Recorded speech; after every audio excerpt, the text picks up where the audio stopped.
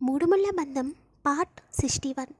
విక్రమ్ వైష్ణవిని సోఫాలో కూర్చోబెట్టి రాత్రెందుకు అంత కంగారు పడ్డావు అని అడుగుతాడు.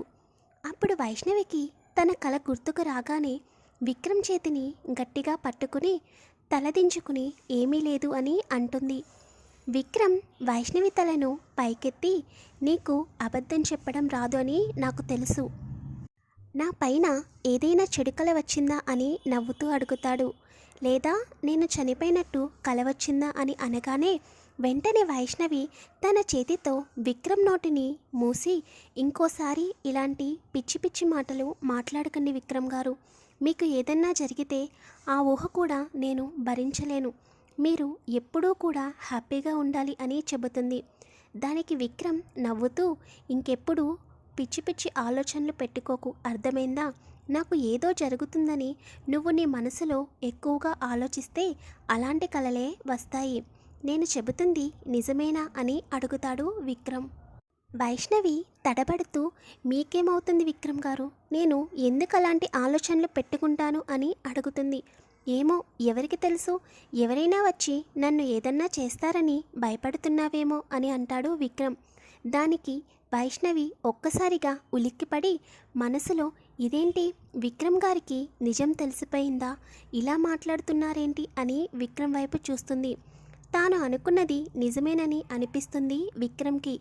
వైష్ణవి భయపడడానికి కారణం ఎవరి వల్ల నాకు ప్రమాదం ఉందని భయపడుతుందని అర్థమవుతుంటే వైష్ణవిని తన గుండెలకు హత్తుకుని, నా గురించి భయపడవలసిన అవసరం లేదు, నన్ను ఎవరూ ఏమీ చేయలేరు, నువ్వు అనవసరంగా ఎక్కువ ఆలోచనలు పెట్టుకోకు అని చెప్పి వైష్ణవి నుదుటిన ముద్దు పెట్టుకుని, ఇంకా బయలుదేరదామా అని అంటాడు విక్రమ్. వైష్ణవి విక్రమ్ కలిసి ప్లాట్కి వస్తారు. వైష్ణవి రెడీ అవ్వడానికి తన రూమ్లోకి వెళ్తుంటే, వైషు, నీకు చెప్పడం మర్చిపోయాను, ఈరోజు 10 o'clockకి ఎంప్లాయీస్ అందరితో మీటింగ్ ఉంది అని చెబుతాడు విక్రమ్. వైష్ణవికి అర్థం కాక, ఈరోజు మీటింగ్ ఏంటి సార్ అని అడుగుతుంది. నిన్న చూసావు కదా మా మావయ్య వాళ్ళ అబ్బాయిని, తరుణ్ అని అనగానే, నిన్న రెస్టారెంట్లో చూశాను కదా తరుణ్ అన్నయ్యని అని అంటుంది వైష్ణవి. విక్రమ్ వైష్ణవి వైపు ఆశ్చర్యంగా చూసి, వాడు నీకు అన్నయ్య ఎప్పుడయ్యాడు అని అంటాడు. అదేంటి సార్ అలా అంటున్నారు? నిన్న తనే కదా నన్ను సిస్టర్ అని పిలిచాడు, అందుకే నేను కూడా అన్నయ్య అని అంటున్నాను. నిజంగా తనని చూస్తే నాకు నా సొంత అన్నయ్యలాగే అనిపిస్తుంది అని అంటుంది వైష్ణవి. నీకు అలా అనిపిస్తే అలాగే భావించు, ఎలాగైనా తను నీకు అన్నయ్యే కదా అవుతాడు అని అల్లరిగా అంటాడు విక్రమ్. విక్రమ్ ఎందుకలా అంటున్నాడో వైష్ణవికి అర్థమయ్యి అటువైపు తిరిగి, నాకు తెలుసు విక్రమ్ గారు, మిమ్మల్ని పెళ్లి చేసుకుంటే తరుణ్ నాకు వరుసకి అన్నయ్య అవుతాడని అని అనుకుంటూ, నేను వెళ్ళి రెడీ అయి వస్తాను విక్రమ్ గారు అని అంటుంది. వెంటనే విక్రమ్ వైష్ణవి అని పిలుస్తాడు. ముందుకు కదిలేలా ఆగిపోయి వెనక్కి తిరిగి, చెప్పండి విక్రమ్ గారు అని అంటుంది. ఈరోజు నువ్వు శారీ కట్టుకుంటావా అని అడుగుతాడు. వైష్ణవి విక్రమ్ వైపు ఆశ్చర్యంగా చూసి, ఎందుకు విక్రమ్ గారు, ఈరోజు శారీ మనం ఏమన్నా గుడికి వెళ్తున్నామా అని అడుగుతుంది. అంటే నువ్వు టెంపుల్కి వెళ్తేనే శారీ కట్టుకుంటావా అని విచిత్రంగా అడుగుతాడు విక్రమ్. దానికి వైష్ణవి, నేను గుడికి వెళ్ళినప్పుడు మాత్రమే శారీ కట్టుకుంటాను విక్రమ్ గారు, మిగతా సమయంలో ఎప్పుడూ కూడా శారీ కట్టుకోలేదు అని చెబుతుంది. అదంతా నాకు అనవసరం, ఈరోజు నువ్వు శారీ కట్టుకో అని ఇంకో మాట మాట్లాడకుండా విక్రమ్ వెళ్ళి సోఫాలో కూర్చుంటాడు. వైష్ణవి చిన్నగా నవ్వుకుని రూమ్లోకి వెళ్ళి రెడీ అవుతుంది. కొంత సమయం తర్వాత వైష్ణవి డోర్ ఓపెన్ చేసి బయటకు రాగానే వైష్ణవిని చూసిన విక్రమ్ కనురెప్ప వెయ్యకుండా అలాగే చూస్తూ ఉండిపోతాడు. వైష్ణవి నెమ్మదిగా విక్రమ్ దగ్గరికి వచ్చి, మీరు చెప్పినట్టే శారీ కట్టుకున్నాను విక్రమ్ గారు అని అంటుంది. విక్రమ్ నెమ్మదిగా లేచి వైష్ణవి కళ్ళకున్న కాటుకను తీసి వైష్ణవి చెవి వెనుక దిష్టి చుక్కగా పెట్టి, చాలా బాగున్నావు, నాకు కొంచెం హెడేక్గా ఉంది, వెళ్ళి టీ పెట్టి తీసుకుని రావా అని అంటాడు. సరే అని చెప్పి వైష్ణవి కిచెన్లోకి వెళ్తుంది. ఇంతలో విక్రమ్ ఉదయ్కి మరియు తరుణ్కి కాల్ చేసి మీటింగ్ అరేంజ్మెంట్స్ గురించి, అలాగే తరుణ్ని టైంకి రమ్మని చెప్పి ఫోన్ కట్ చేస్తాడు.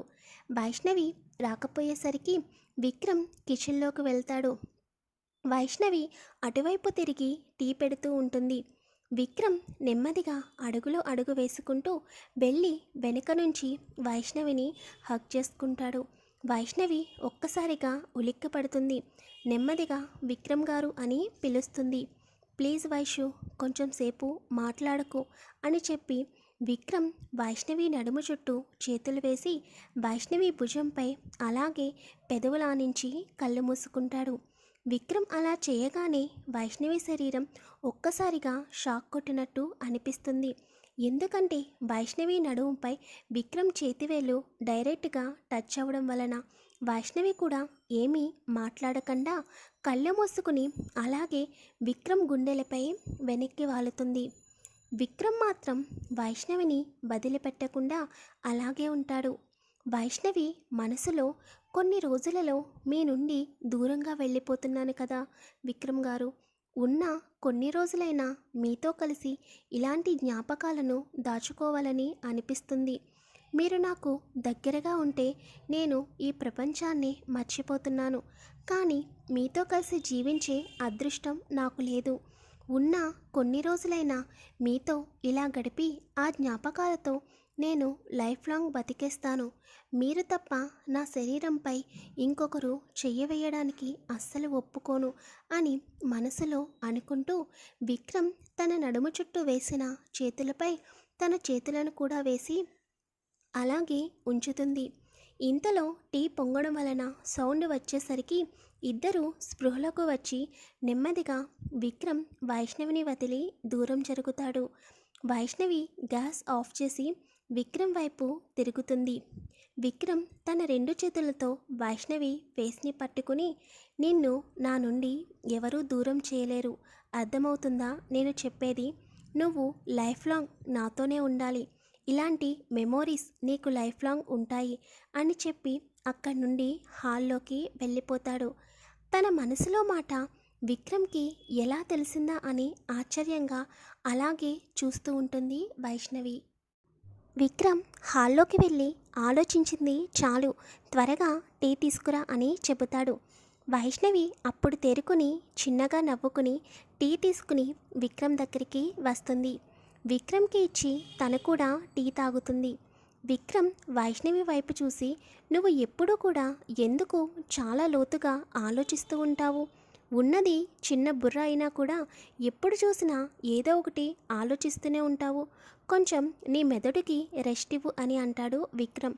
వైష్ణవి చిరు కోపంగా విక్రమ్ వైపు చూసి, నేనేమీ ఎవరి గురించి ఆలోచించడం లేదు, నాకు కావాల్సిన వాళ్ళ గురించే ఆలోచిస్తున్నాను అని అంటుంది. అంటే రిషి గురించి ఆలోచిస్తున్నావా అని అనగానే వైష్ణవి స్పీడుగా సోఫాలో నుండి పైకి లేచి, ఏంటి మీరు మాట్లాడితే ప్రతిసారి రిషి రిషి అంటున్నారు, ఇంకోసారి మన మధ్య అతని టాపిక్ వస్తే అస్సలు బాగోదు అని వేలుపెట్టి చూపిస్తుంది.